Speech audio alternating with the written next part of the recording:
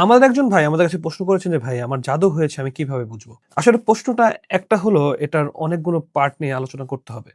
ধৈর্য সহকারে ভিডিওটি দেখুন তাহলে বুঝতে পারবেন যে আপনিও জাদুতে আক্রান্ত হয়েছেন কিনা।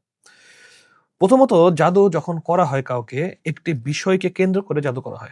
যেমন ধরেন আমার যদি হিংসা হয় বা আমি যদি আপনাকে চাই যে আপনার রিজিক নিয়ে আমার খুব সমস্যা। আপনি ভালো ইনকাম করতেছেন এটা আমি দেখতে পারতেছি না। আপনাকে কিভাবে রিজিকে ব্লকেজ দেওয়া যায়, আপনার ইনকাম কিভাবে বন্ধ করা যায় সে উদ্দেশ্যে আমি জাদু করতে পারি।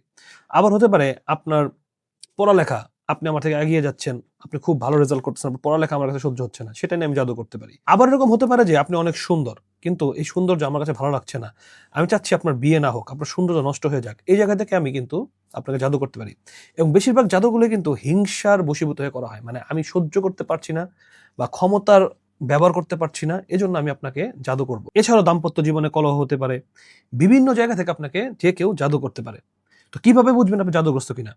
এই যে সিম্পটম গুলো আমি বললাম বা এছাড়াও যে সিম্পটম গুলোতে জাদু করা হতে পারে, হত্যার জাদু করা হতে পারে, অসুস্থতার জাদু করা হতে পারে। আরো অনেক ধরনের জাদু করা হতে পারে। পেটে খাওয়ানো জাদু করা হতে পারে আপনাকে অসুস্থ বানিয়ে দেওয়ার জন্য।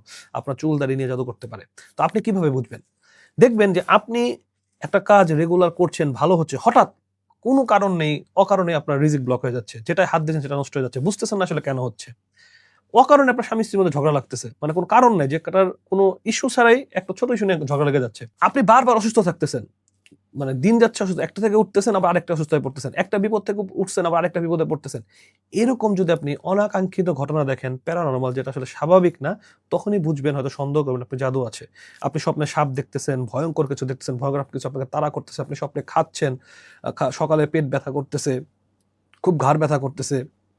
অসম্ভবভাবে চুল পড়তেছে, আপনার চেহারা নষ্ট হয়ে যাচ্ছে, বিয়ের অফার আসতেছে কিন্তু কথাবার্তা চলতেছে না, বিয়ের অফার আসতেছেই না।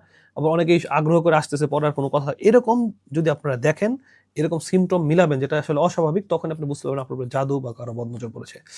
এটা থেকে পরিত্রাণ পাওয়ার জন্য আপনাকে দৈনন্দিন জীবনের আমলগুলো চালিয়ে যেতে হবে এবং যদি আপনি 100% সিওর হতে চান যে আপনাকে জাদু করা হয়েছেই কিনা, তাহলে আপনাকে রুকিয়া শারিয়া করতে হবে।